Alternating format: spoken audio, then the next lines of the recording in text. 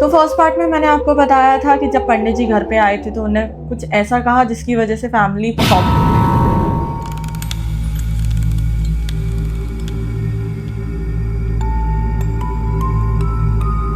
तो पंडित जी ने बताया कि जो नेहा है, नेहा के ऊपर किसी ने मारण क्रिया करी है। किसी ने नेहा के किसी चीज का इस्तेमाल करके तांत्रिक से मौत की पूजा करवाई है या फिर कुछ भी वो करवाई है।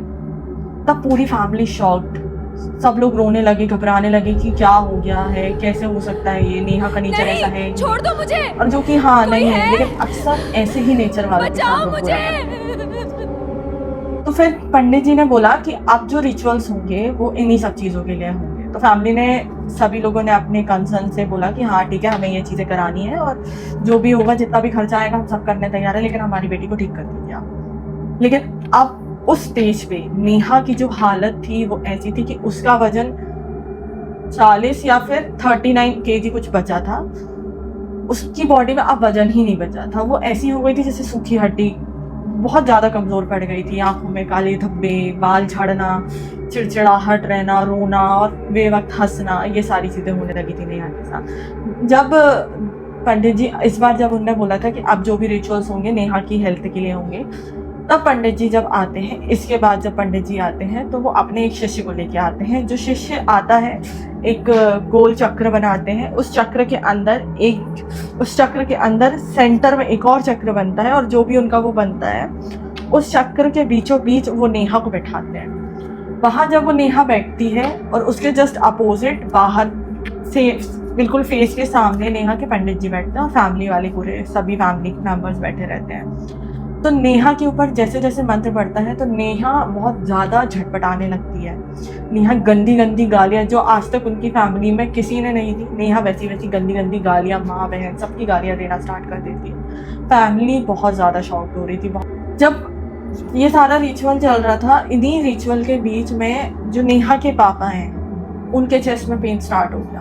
उनके चेस्ट में इतना ज़्यादा पेन स्टार्ट हो गया कि वो पे कंटिन्यू मारे जा रहे थे और वो इतना मार रहे थे कि उनकी हालत ऐसे हो गए थे कि सब लोग फैमिली में उनको पकड़ने लगे थे। उनको इतना ज़्यादा पेन हो रहा था, हद में पेन हो रहा था। तब पंडित जी ने बताया कि जिसने भी नेहा के ऊपर जो भी कराया है, उन सारी चीज़ों का असर उसकी फैमिली पे भी आएगा, वो सारी चीज़ों का असर उनकी फैमिली की हेल्थ पे भी आएगा। तब पंडित जी ने सभी लोगों को एक एक कलावा दिया कि जो भी आत्मा है जिसको वो बाहर निकालने की कोशिश कर रहे हैं या जो भी वो रिचुअल हो रहा है वो करने की कोशिश कर रहे हैं, तो फैमिली वालों को कोई दिक्कत ना आए, इसलिए उन्होंने सबको कलावा बांध दिया। कलावे की वजह से वो एक कवच की तरह काम करता है। तो जब वो रिचुअल हो रहा था तो नेहा के साथ ऐसी चीजें हो रही थी कि नेहा वहां बैठे बैठे इतनी हाई जंप उचक रही थी। हालांकि वो सर्कल से बाहर नहीं आ रही थी, लेकिन वो उतनी ही ऊंचे टाइप में वो कूद रही थी, वो झटपटा रही थी, इतना ज़्यादा झटपटा रही थी और वो कंटिन्यू गाली दे रही थी पंडित जी को, कहीं फैमिली को, कहीं कुछ। जब वो रिचुअल्स वगैरह होना स्टार्ट हुए, होते फिर एक मोमेंट पे नेहा एकदम से शांत पड़ गई। शांत वो ऐसी पड़ी कि वो आत्मा उसके अंदर थी, वो बाहर नहीं गई थी, लेकिन नेहा की सोल और वो आत्मा जो भी थे वो एकदम शांत पड़ गई। तब पंडित जी ने सवाल पूछा कि तुम कौन हो तुम जो ये सारी चीजें कर रहा है। तब उस आत्मा ने ये बताया कि रोहन नाम के एक लड़के ने तांत्रिक की मदद से इसे भेजा है। तब ये सारी चीजें खुलना शुरू हो गई कि जो रोहन है जिसने ग्राउंड में प्रपोज किया था और रिजेक्शन की वजह से, वो जो रिजेक्शन नहीं सह पाया, उस रिजेक्शन की वजह से उसने सौम्या, जो कि नेहा की बेस्ट फ्रेंड है, उसके थ्रू नेहा के बाल मंगवाए।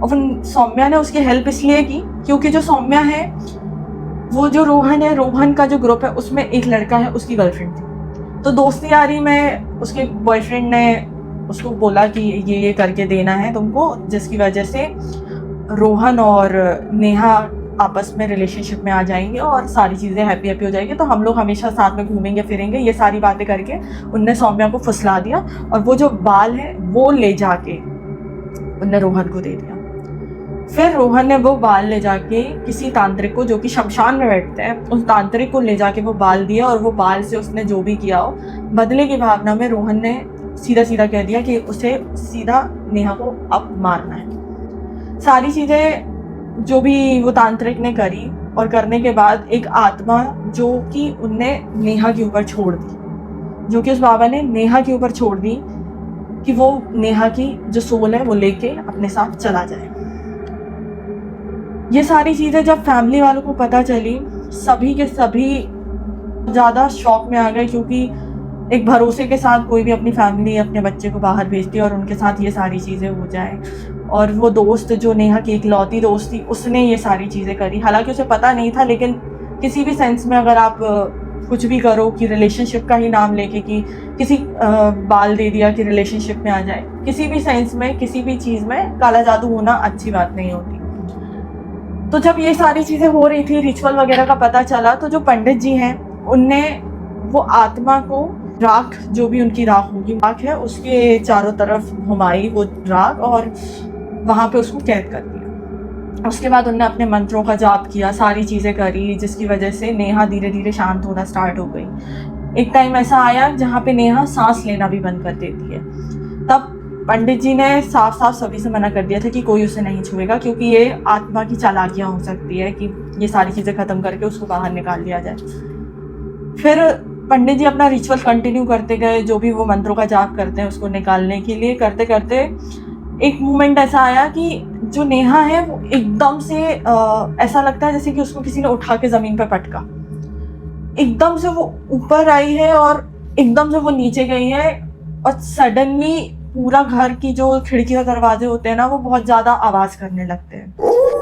तो जब पूरे घर में जब खिड़की दरवाजे बंद चालू होने लगे, तो बहुत ज़्यादा आवाज़ें आने लगी, जैसे कोई चीख रहा है, रो रहा है, बहुत बहुत बहुत ज़्यादा आजू बाजू से आवाज़ें आने लगी।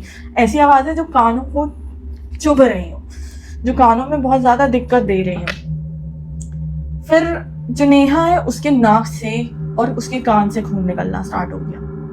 तब वो सिचुएशन ऐसी थी जहाँ पे पंडित जी को भी लगने लगा था कि शायद नेहा नहीं बच पाएगी, लेकिन वो रिचुअल वो अपना तब भी जारी रखते हैं कि नहीं, कैसे भी करके, क्योंकि नेहा तो अपनी बॉडी छोड़ भी देती, लेकिन उसकी मौत के बाद भी वो जो सोल है, जो वो भूत है, जो भी घोस्ट है, वो उसकी फैमिली पे भी असर करता। इसलिए वो रिचुअल जारी रखना बहुत ज़्यादा ज़रूरी था कि वो सोल फैमिली को नुकसान ना पहुँचाए।